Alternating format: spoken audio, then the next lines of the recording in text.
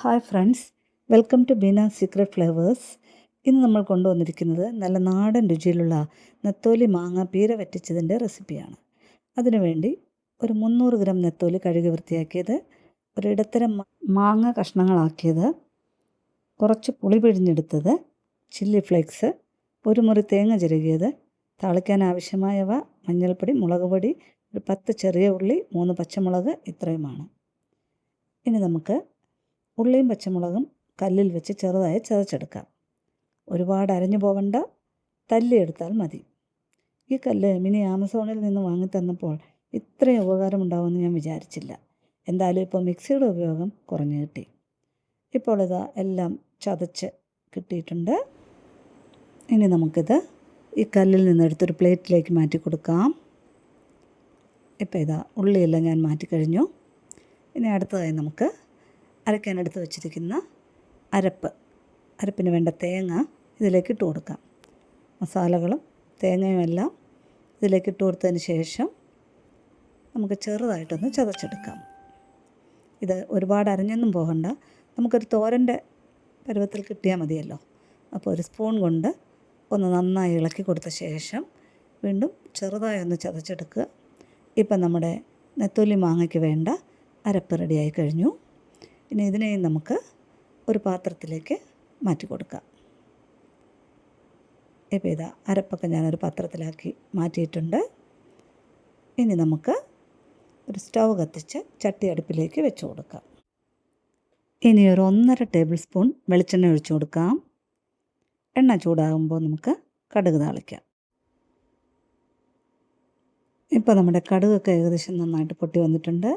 ഇനി നമുക്ക് വറ്റൽമുളകും കറിവേപ്പിലയും ഇട്ട് കൊടുക്കാം.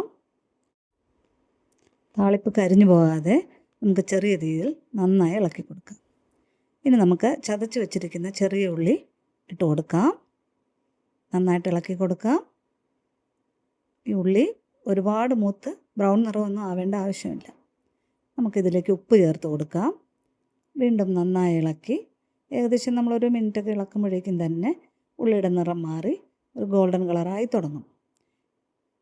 ഈ സമയത്ത് നമുക്ക് നമ്മുടെ അരപ്പിട്ട് കൊടുക്കേണ്ടതാണ്. നമ്മൾ അരച്ച് വെച്ചിരിക്കുന്ന തേങ്ങ നമുക്കിതിലേക്ക് കുറേശ്ശെയായിട്ട് ഇട്ട് കൊടുക്കാം. അരപ്പിട്ടിട്ട് ഇനി നന്നായി മിക്സ് ചെയ്ത് കൊടുക്കാം. ഉള്ളിയോടൊപ്പം നന്നായിട്ട് മിക്സ് ചെയ്ത് കൊടുക്കാം. തേങ്ങ മുൻപേ ഇടുന്നത് നെത്തോലി ഉടഞ്ഞു പോകാനും പാടില്ല.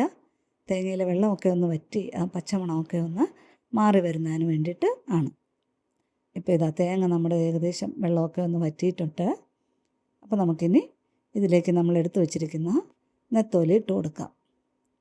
കുറേശ്ശെയായിട്ട് നെത്തോലി അതിലേക്ക് ഇട്ട് കൊടുക്കുകയാണ്. ഇനി ഇത് ഉടഞ്ഞു പോകാതെ സാവധാനം തേങ്ങയുമായിട്ട് മിക്സ് ചെയ്യുക. അതിന് ഇതുപോലൊരു സ്പാറ്റിൽ ഉപയോഗിക്കുന്നത് നന്നായിരിക്കും. അപ്പോൾ അധികം പൊടിഞ്ഞു പോകാതെ നമുക്ക് ഇളക്കാൻ പറ്റും. ഇനി ഇതിലേക്ക് ആവശ്യമായ വെള്ളം ഒഴിച്ചു കൊടുക്കാം. ഞാനിപ്പോൾ ഒരു 1.5 കപ്പ് വെള്ളമാണ് എടുത്തിരിക്കുന്നത്. നന്നായിട്ടൊന്നുകൂടെ മിക്സ് ചെയ്യാം. ഇതിലേക്ക് നമ്മൾ എടുത്തു വച്ചിരിക്കുന്ന പുളി പിഴിഞ്ഞത് ചേർത്ത് കൊടുക്കാം. ഞാനിവിടെ എടുത്ത മാങ്ങ ഏകദേശം മധുരം വെച്ച് തുടങ്ങിയിരുന്നു. സ്വിഗ്ഗിയിൽ നിന്ന് ഓർഡർ ചെയ്തതാണ്. അപ്പോൾ മധുരമുള്ള മാങ്ങ ആയതുകൊണ്ടാണ് ഞാൻ പുളി പിഴിഞ്ഞ് ചേർത്തത്. നല്ല പുളിയുള്ള മാങ്ങയാണെങ്കിൽ പിന്നീട് രണ്ടാമത് പുളി പിഴിഞ്ഞ് ചേർക്കേണ്ട ആവശ്യമേ ഇല്ല. ഇപ്പം നമുക്ക് കുറച്ച് ഉപ്പ് കൂടി ചേർത്ത് കൊടുക്കാം. വീണ്ടും നന്നായിട്ടൊന്ന് ഇളക്കി ഇതിന് നമുക്ക് അടച്ചു വെച്ച് വേവിച്ചെടുക്കാം.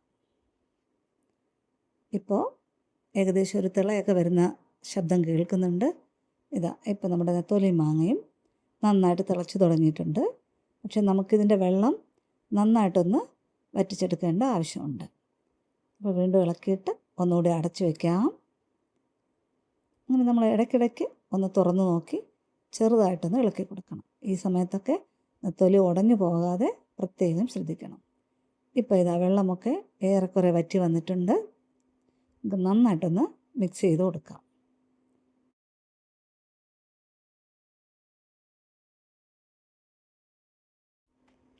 നമ്മൾ വീണ്ടും അടച്ചു വെച്ചിരിക്കുകയായിരുന്നു. ഇനി തുറന്നു നോക്കാം. ഇപ്പോൾ വെള്ളം കുറേ കൂടി വറ്റി വന്നിട്ടുണ്ട്. നമുക്ക് ഈ ഒരു പരുവത്തിൽ വേണമെങ്കിലും ഉപയോഗിക്കാൻ പറ്റും. പക്ഷേ ഞാനിവിടെ കുറച്ചുകൂടെ വെള്ളം ഡ്രൈ ആക്കി നോക്കുകയാണ്. ഈ സമയത്ത് നമുക്ക് ഉപ്പ് ചെക്ക് ചെയ്ത് നോക്കാം. നോക്കിയപ്പോൾ ഒരല്പം ഉപ്പ് കുറവുള്ളത് കൊണ്ട് ഞാനൊരു 1/2 ടീസ്പൂൺ ഉപ്പ് കൂടി ചേർത്ത് കൊടുത്തിട്ടുണ്ട്. ഇനി നന്നായൊന്ന് മിക്സ് ചെയ്ത് കൊടുക്കാം. ഇപ്പം നമ്മുടെ പീര പറ്റിച്ചത് ഏകദേശം റെഡി ആയിട്ടുണ്ട്. ഇനി ഇതിൻ്റെ മുകളിലേക്ക് ഒരല്പം വെളിച്ചെണ്ണ ഒഴിച്ചു കൊടുക്കാം. അത് സാധാരണയായിട്ട് പച്ച വെളിച്ചെണ്ണ എന്നാണ് പറയാറ്. വെളിച്ചെണ്ണ തൂക്കി കൊടുക്കാം. ഇപ്പം തന്നെ നല്ലൊരു മണമൊക്കെ വരുന്നുണ്ട്. നന്നായിട്ടൊന്ന് മിക്സ് ചെയ്ത് കൊടുക്കാം.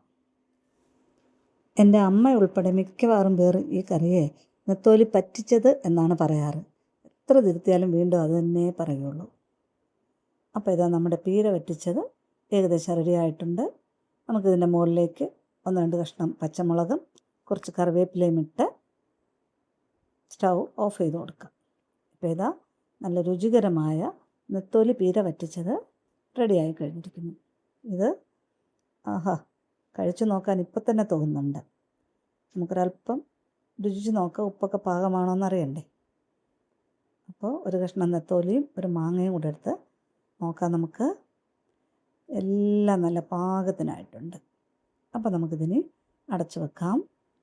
ഇത് ചോറിൻ്റെ കൂടെയോ കപ്പയുടെ കൂടെയോ ഒക്കെ കഴിക്കാൻ ഏറ്റവും രുചികരമായിട്ടുള്ള ഒന്നാണ്. അപ്പോൾ എന്താ, നിങ്ങളും ട്രൈ ചെയ്യല്ലേ? നിങ്ങൾ ചെയ്ത് നോക്കിയിട്ട് ഇതിൻ്റെ ഫീഡ്ബാക്ക് എന്നോട് പറയണേ. അപ്പോൾ നമ്മുടെ ചാനൽ ഇതുവരെ സബ്സ്ക്രൈബ് ചെയ്തിട്ടില്ലാത്തവരെ ഒന്ന് സബ്സ്ക്രൈബ് കൂടി ചെയ്തേക്കണേ. കമൻറ്റും ഷെയറും കൂടി ചെയ്യാൻ മറക്കരുതേ.